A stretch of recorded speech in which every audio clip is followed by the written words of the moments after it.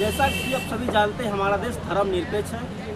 हर धर्म के लोग यहाँ पे निवास करते हैं और हर धर्म की अपनी अपनी संस्कृतियाँ हैं और मान्यता है। लेकिन धर्मों में से अलग है कि हमारे धर्म में जाति भी है, जाति आधारित यहाँ पे राजनीति भी किया जाता है। लेकिन उन्हीं तमाम मुद्दों को लेकर हमारे साथ भंते श्रद्धेय कंवर से हमारे साथ बात करने के लिए मौजूद, जो इन्होंने बीते 2024 के नवंबर महीने में नोएडा में बहुत बड़ा कार्यक्रम इन्होंने किया था। और जो इनका साफ सीधे और साफ इनका नारा था, मैं बौद्ध हूँ, जाति से मुक्त हूँ, बौद्ध हमारा समाज है। तो ये ऐसा बहुत बड़ा कार्यक्रम था जिन्होंने तमाम राजनीतिक पार्टियों के लिए इन्होंने चुनौती के तौर पर लिया था। सबसे पहले भांते जी हमारे चैनल बहुत बहुत आपका स्वागत है। आपका भी बहुत बहुत साधुवाद, आपको ये मंगल कामना है। इससे से भंते जी आपने नवंबर महीने में कार्यक्रम किया था, मैं बौद्ध हूँ, जाति से मुक्त हूँ। इस तरह के कार्यक्रम करने से भंते जी बहुत से राजनेताओं की भंते जी दुकानें बंद हो जाएगी। देखिए, ये एक आंदोलन है। बाबा साहब ने बौद्ध में भारतीय परिसंकल्पना किया। बाबा साहब बुद्ध की शरण में गए, हमें भी जाने का आह्वान किया, तो लोग बौद्ध बने, बड़े पैमाने पर बौद्ध बने। आज तो हम कह सकते हैं करोड़ों की संख्या में बौद्ध।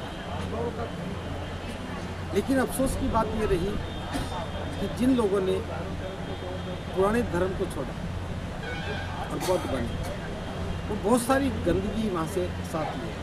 जैसे जाति से दुखी थे तभी तो बौद्ध बने। बौद्ध धर्म में कोई जाति नहीं, कोई छोटा नहीं, कोई बड़ा नहीं। लेकिन लोग बौद्ध तो बन गए, जाति को नहीं छोड़ा। इसके पीछे सबसे बड़ा कारण तो आरक्षण रहा है।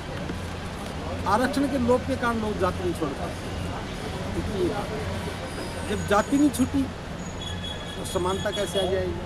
भेदभाव भी बना रहा। अब जाति छूटी नहीं, भेदभाव बना रहा, महिला पुरुष के भेद भी बने रहे, नफरत भी बनी रही, छोटे बड़े की भावना बनी रही। तो एक भ्रमित दृष्टिकोण पैदा हुआ। हम समझ नहीं पाए कि बौद्ध बनने का लाभ क्या है। पढ़े लिखे से बात करें तो वो आरक्षण को ही लेके बैठ जाते। फिर आरक्षण का क्या?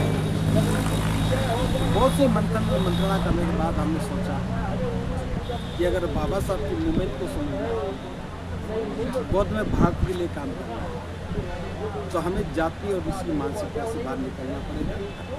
हमारे स्वभाव और व्यवहार कि हमें ईमानदारी से बौद्ध बनना पड़ेगा, तभी हम कुछ कर सकते हैं। तो इसी बात को लेकर के बौद्ध आचार संहिता बनाई गई। जयपुर में 2 दिन का अधिवेशन हुआ। उसी आचार संहिता को फिर लागू करने के लिए हमने 11 नवंबर 2024 का दिन चुना। गौतम बुद्ध यूनिवर्सिटी के सभागार में कार्यक्रम हुआ।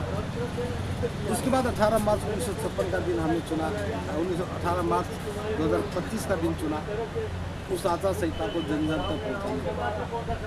तो ये हमारा एक नारा है, मैं बौद्ध हूँ, जाति से मुक्त हूँ, बौद्ध मेरा समाज है। जब तक हम जाति से मुक्त नहीं होंगे, जब तक बौद्ध समाज नहीं बनेगा, तब तक हम दबे कुचले नजर आएंगे।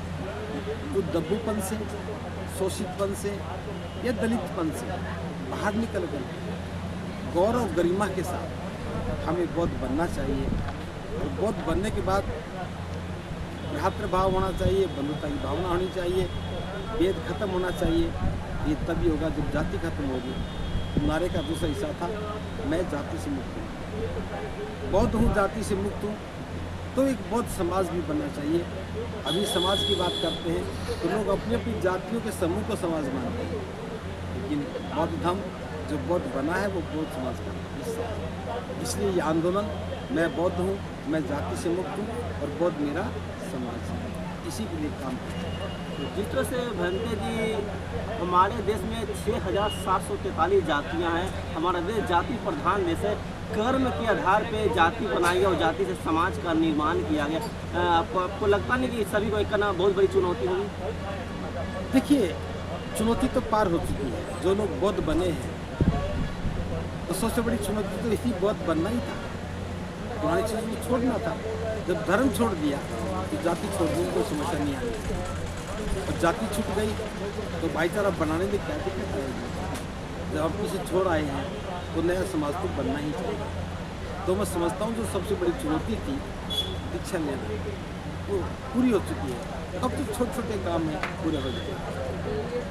बंटी जी, हमारे यहाँ चुनाव होता है, पार्टी के नेता खड़े होते हैं, तो जितना भी वोटर होते हैं वो चाहते हैं कि हमारी जाति का नेता हो। इसको कैसे देखते हैं? देखिए, भाव जब जाति को महत्व मिलेगा तो जाति की भावना पैदा होगी। लेकिन जब धर्म को महत्व मिलेगा तो सोचेगा कि मैं बौद्ध हूँ, तो कहेगा कि मेरा नेता एक बौद्ध ही है। तो जाति एक छोटा सेगमेंट है, समाज एक बड़ा सेगमेंट है। इसलिए राजनीतिज्ञों को भी लाभ नजर आता है। जाति से बाहर निकलना हमारी मजबूरी है और धर्म की जरूरत है। बंटी जी, जाति और बौद्ध दोनों से डिफरेंस कैसे मान सकते हैं? लेकिन जाति किसी दूसरे धर्म की बात है। ये बौद्ध की बात करते हैं, हमारे बौद्ध धर्म की बात है। जाति की बात करें धर्म में कैसे आ सकते हैं? धर्म हो ही नहीं सकते।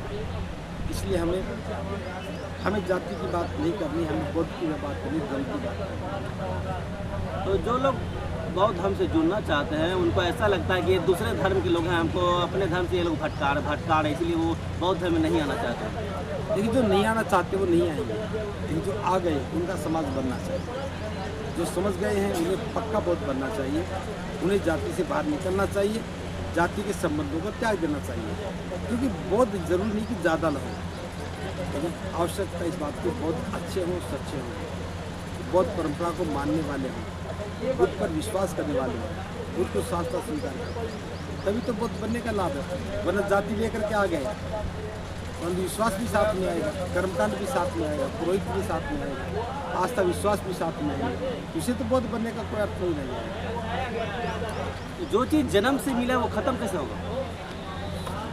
क्या मिला जन्म से जाति मिली है, जो जिस जाति में जन्म वो इसी जाति का होकर आ गया। जाति तो मुझे भी मिली थी, दिक्कू बनने के बाद तो खत्म हो गई। जब हमारी जाति खत्म हो सकती तो सबकी हो सकती। क्या क्या मुश्किल है बताओ। जो बंदी जो जाति को कस के पकड़े हैं वो उनके लिए क्या करना चाहिए? उसे ये करना चाहिए, पहले अपने दिमाग खोलो, बाबा साहब को समझो और फिर स्वाभिमान को जगाओ। जीवन को श्रेष्ठ बनाना है, स्वाभिमान से जीना है, तो बुद्ध का धर्म ही सर्वोत्तम है। अगर व्यक्ति के अंदर स्वाभिमान नहीं है तब तो मुर्दा समान है। जाति का लांछन झेलता रहे, जाति की प्रताड़ना झेलती रहे, जाति का अपमान झेलता रहे, तो उसमें स्वाभिमान कहाँ से आएगा?